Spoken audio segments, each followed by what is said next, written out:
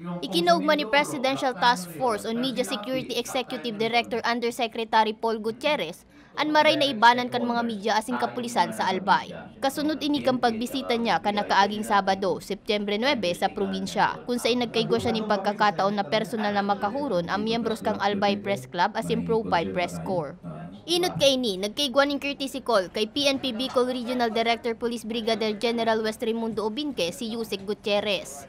Alam mo, sa totoo lang, natutuwa ako na dito sa Bicol region walang masyadong reklamo ang ating mga mamamahayag dito, no. Ang napaabot lang na concern yung particular nga yung nangyari doon sa Iriga City. Personal man digding nakaulay ni Yusek Gutierrez ang reporter na sinuntok ning sarong ilihidong opisyal sa Sorsogon. Napaghururunan man sa dialogo ang mga bagay na pwede iwasan nga ni day na mautrupaan siring na insidente. Kasama rin ito sa ating pagpapaalala, itong pagpunta natin dito sa ating pagpapaalala sa ating mga kapatid sa hanapbuhay na maging maingat at maging parehas, responsable sa kanyang coverage ngayong darating na BSKE. Binisita man ni Yusek Gutierrez ang Iriga City Police Station, kung saan kinulungan sa man na radio reporter na subot nagbuklit kang blatter bukan istasyon na mayong paisi. Nakaulay man magi ng imbeltong persona. Nag-courtesy visit man ang opisyal kay Commander Adonis Bahaw kan 9th Infantry Division sa Pili, Camarines Sur.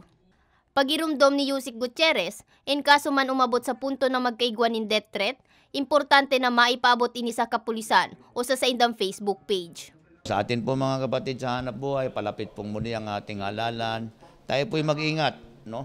Sa paggampan sa ating tungkulin. Kung po kayo may mga natatanggap na mga pagbabanta o pananakot, nandyan po ang ating mga PNP PIOs, Public Information Officers. Sila po kasi ang gumagampan bilang mga media safety vanguards. Pagka po ganitong mga, hindi lang pagka ganitong halalan, kung hindi sa lahat po ng pagkakataon. Sila po ang ating mga media safety vanguards. Agad po ninyong ilapit sa ating mga PNP PIOs ang inyong mga concern. O kung hindi naman po, direkta po ninyong dalhin sa atin pong Presidential Task Force on Media Security. Nandyan po ang ating FB account.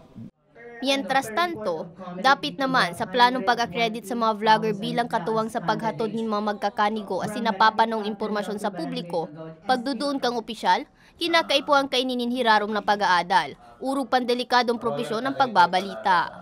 Yung issue ng vlogger, yun nga po, tayo natutuwa dito po sa Region 5, meron na silang sariling pamantayan dyan, sa pag-accreditation niyan, But kami po sa Media Task Force po natin, kasama yan po sa ating mga dapat nabigyan ng proteksyon sa ngayon. Abang nililinaw po natin talaga kung ano ang definition, sino ba ang reporter o kasapi ng media at sino yung hindi. Magi ng tagapagtaram kan Bicol PNP da imandigdi pabor. Kasi critical yung pag-handle po ng mga reports namin. Maybe we can use them sa mga police community relations activities na live talaga. Ayan, actual ang ginagawa ng PNP. So maybe we could use them sa mga PCR. But yung mga Facebook live din, mga online ITV, maybe mga 5 to 6 members na marunong mag-edit, marunong mag-filter, marunong gumawa ng reports. Maybe we could accommodate them also. Pero depende po yun sa membership nila. Para sa mga baretang tatak Bicol, May Arango.